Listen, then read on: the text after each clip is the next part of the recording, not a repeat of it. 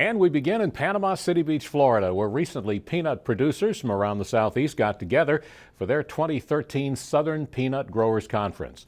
Not only was it a chance to reconnect with fellow farmers, but they also got to learn more about the key issues facing the industry. The Monitor's Mark Wildman has the story.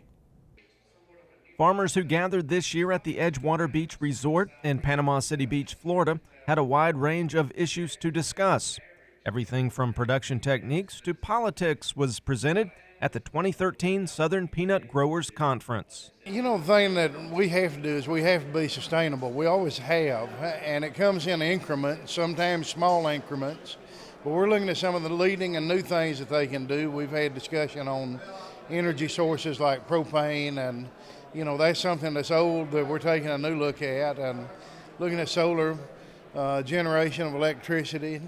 We're looking at things that can help farmers to grow more for fewer dollars invested. Georgia growers, as well as anyone else who attends, get a great deal of information that they can take directly back to the farm and put to use. There's always something new and different you can learn. I know one of the presentations this morning, as far as the markets, it was very enlightening to see what Dr. Marshall Lamb was sharing from where he had crunched the numbers on where we really need to target this crop for carry out of the 2013 crop into 2014. It's going to have an impact on growers in about 6 months when we start talking about preparing for the 2014 crop. So yes, we're still in the middle of the 2013 crop, but there's a lot of things being talked about here that will help growers in about 6 months as they prepare for that 2014 crop. At the Farm Press Peanut Profitability Award breakfast, Colquitt, Georgia's Tim McMillan represented the Southeast region.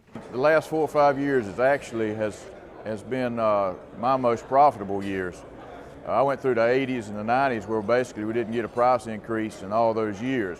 Now what concerns me though is our inputs have gone up quite substantially, and if our prices come down on our commodities, we could be in trouble.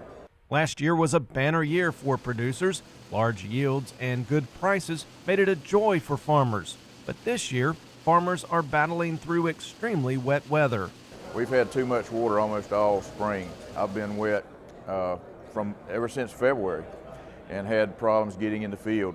And my entire community and county where I'm from, we're wet right now. Farmers are having problems putting out their fungicides and herbicides and fertilizers. So I think we're going to see some yield decreases even if the weather straightens up now.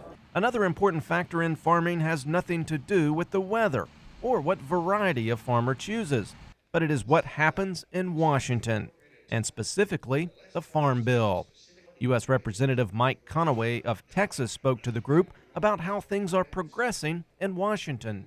Given that we may have now decided to split nutrition title off from the rest of the Farm Bill, the safety net, and rural development, I think we can get one done by September 30. Now, there are a lot of things that have to fall in place to make that happen, but the real struggle to conference would have been the nutrition title itself.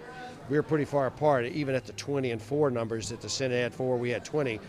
We'll come back, I think, with a separate standalone nutrition title that'll be more than 20.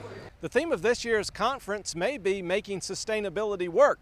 But the farmers I talk to say if they're going to sustain a profitable crop this year, these gray skies and rain are going to have to go away, and the sun is going to have to start shining. Reporting from Panama City Beach, Florida, I'm Mark Wildman for the Georgia Farm Monitor.